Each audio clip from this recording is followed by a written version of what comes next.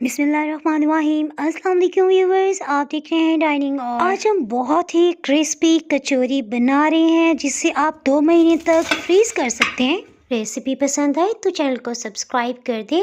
Bell icon को all पे कर देने से आपको वीडियो का नोटिफिकेशन सबसे पहले फ्री में मिल जाएगा। क्रिस्पी कचौरी बनाने के लिए 2 कप मैदे में हम आधी चाय की चम्मच नमक शामिल कर रहे हैं। पानी बिल्कुल रूम टेम्परेचर पे ले रहे हैं। इस कचौरी की डो में घी या मक्खन शामिल करने की बिल्कुल भी जरूरत नहीं होती। पानी थोड़ा थोड़ा करके शामिल करेंगे ताकि इसकी डो ज्यादा नरम ना हो जाए। अब हम इसमें मजीद पानी बिल्कुल शामिल नहीं करेंगे। 2 खाने वाले चम्मच ऑयल डालते हुए इसे 3 से 4 मिनट तक इतनी अच्छी तरह गूंदेंगे कि इसमें से लम्स बिल्कुल खत्म हो जाए और डो बहुत अच्छी तरह स्मूथ हो जाए। कचौरी में फिलिंग के लिए 3 पाव आलू को हमने छिलके समेत उबाल लिया है। छिलका प्रोटेक्शन का काम करता है और आलू में एक्स्ट्रा पानी एब्सॉर्ब नहीं हो पाएगा। अब हम इसका छिलका उतार लेने के बाद चाहे तो आप इसे मैश कर लें और चाहे तो इसे ग्रेट कर सकते हैं। उबले हुए आलू में से मजीद नमी को खत्म करने के लिए 2 खाने वाले चम्मच हमने ऑयल लिया है। हीट को लो रखते हुए किए हुए सभी आलू को इसमें शामिल कर देते हैं। इस वजह से आलू में बिल्कुल भी लम्स नहीं होंगे। 2 से 3 मिनट तक अच्छी तरह से भून लेते हैं। हीट को लो कर देते हैं और अब इसमें कुछ मसाले शामिल करते हैं। नमक 1 खाने वाला चम्मच लेवल करके इसमें शामिल करें। 1 खाने वाला चम्मच भर के हम इसमें चिली फ्लेक्स शामिल करें। ये जायके में बहुत तीखी है। अलबत्ता गरम मसाला पाउडर ये आधी चाय की चम्मच है।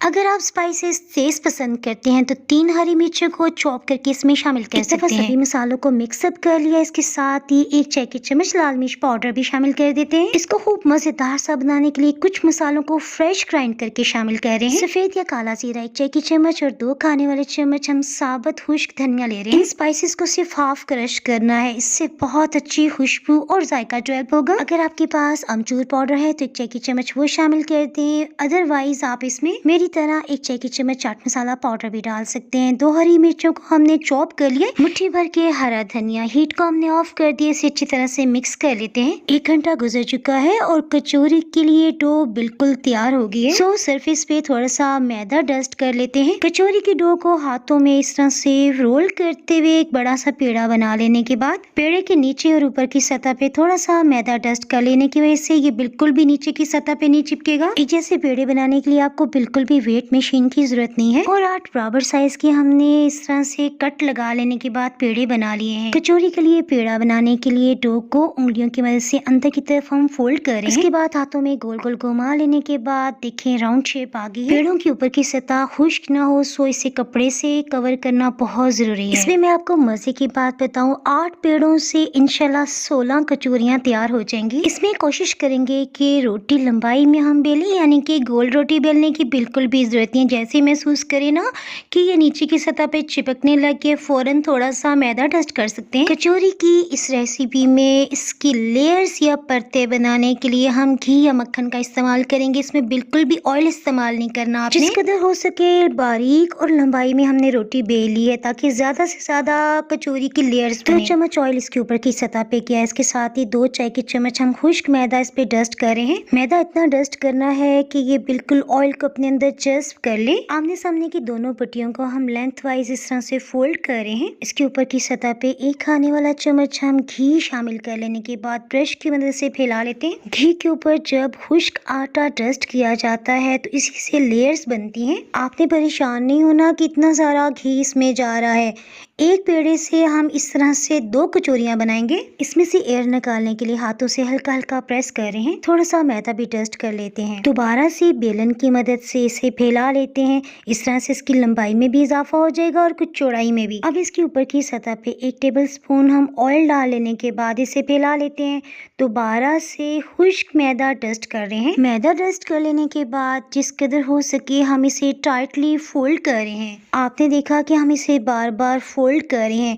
इसी फोल्डिंग ट्रिक की वजह से इसमें बहुत सी लेयर्स बनेंगी। आप इसे काटने के लिए धागे का इस्तेमाल भी कर सकते हैं, लेकिन सभी के लिए मुमकिन नहीं होता। सो हम आपकी आसानी के लिए इसे छुरी की मदद से काट रहे हैं। दरमियान में बहुत बारीक लेयर्स हैं। जब हम इसे बेलेंगे ना, इसको नीचे की सतह पे रखेंगे। कचौरी के लिए फाइनल पेड़े बन चुके हैं। इसे रेस्ट देने की बिल्कुल भी जरूरत नहीं है। बस थोड़ा सा मैदा छिड़कते हुए बेल लेते हैं। कैमरे को जूम करते मैं आपको दिखा देती हूँ। देखें बहुत बारीक हमने बेल लिया है। अब इस बेली हुई रोटी के चारों तरफ थोड़ा थोड़ा सा पानी किनारों पे लगा रहे हैं। अगर आपने इससे पहले कभी भी कचौरी नहीं बनाई तो इसके लिए आसान तरीन तरीका, एक छोटी सी प्याली ले लें। इस प्याली में रखने से देखें खुद बहुत से इसमें चुनट्स पड़ गए हैं। कचौरी की फिलिंग को राउंड शेप देते हुए इसके सेंटर में रख रहे हैं। अब इस बेली हुई रोटी के एक सिरे को हाथ में पकड़ना है, जिग-जैग करते हुए इसे फोल्ड कर रहे हैं। मजे की बात ऐसे में ज्यादा मेहनत की भी जरूरत नहीं है, बस थोड़ा सा इस तरह से कर लेने के बाद इसे हाथ में आ जाना चाहिए।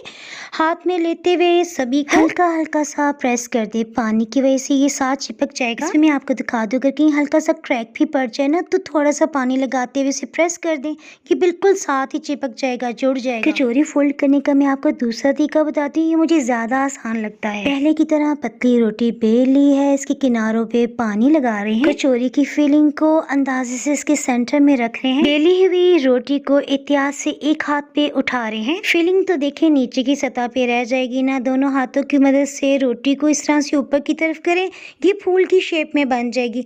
पानी लगे होने की वजह से ये बहुत जल्दी जुड़ जाएगी, आप इसे आसानी से देख सके। सो यहाँ पे मैंने कैमरे की स्पीड को तेज नहीं किया। अब हम इसे हाथों में लेते हुए आहिस्तेगी से प्रेस कर रहे हैं। इस बेली हुई रोटी में बहुत सी लेयर्स हैं, सो हमने बहुत आहिस्तेगी से इसे हैंडल करना है। इसी तरह से हमने 4 कचौरियाँ तैयार कर ली हैं। तैयार करते जा रहे हैं, साथ साथ कपड़े से कवर करें ताकि इसके ऊपर की सतह खुश्क ना हो। रात के 2 बज रहे हैं, इन्हीं 4 कचौरियों को मैं आपको फ्रीज करने का तरीका बताती हूँ। बकाया कचौरियाँ हम सुबह बनाएंगे। कचौरी को फ्रीज करने के लिए सबसे पहले हम ऑयल को मीडियम लो हीट पे 1 मिनट तक गर्म करें। 1 मिनट के बाद हीट को मीडियम से थोड़ा कम रखेंगे।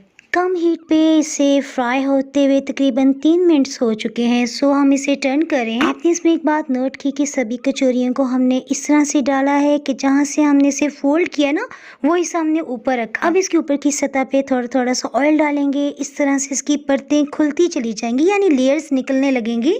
हल्की सी सुनहरी रंगत दोनों तरफ आ जाने के बाद अब हम इन्हें निकाल लेते हैं। इस तरह से इनमें कच्चापन खत्म हो गया है। अब हम जब इन्हें रूम टेम्परेचर पे आ जाने के बाद फ्रीज करेंगे तो डिफ्रॉस्ट करते हुए ये बिल्कुल भी आपस में नहीं चिपकेंगे। बस अब हम इसे ऊपर से कवर करते हुए 2 महीने तक फ्रीज कर सकते हैं। इन कचौरियों को हमने फ्रीजर में रख दिया था। नेक्स्ट डे दोपहर को 11 बजे हमने इन कचौरियों को फ्रीजर से निकाला। किचन रैक पे रखे रखे ही ये रूम टेम्परेचर पे आ गई हैं। अब शाम के 4 बज रहे हैं, सो चाय के साथ हम इन्हें सर्व करने के लिए फ्राई करें। कचौरियों को खस्ता बनाने के लिए हम थ्रू आउट लो हीट ही रख रहे हैं। चम्मच से इनके ऊपर की सतह पे थोड़ा थोड़ा सा ऑयल डालने की वजह से सभी इनकी लेयर्स खिल गई हैं।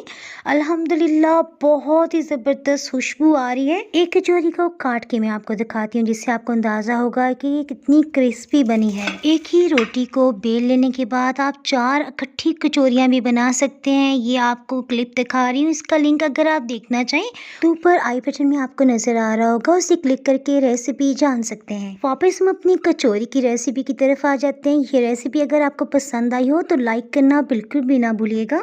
डाइनिंग हॉल पे आप मज़ीद रेसिपीज देखना चाहते हैं तो ब्लैक सब्सक्राइब का बटन नज़र आ रहा होगा, उसे क्लिक कर दें। फिर मिलेंगे किसी मज़ेदार सी रेसिपी या व्लॉग के साथ। उस वक्त तक के लिए दुआ में याद रखें। अल्लाह हाफिज़।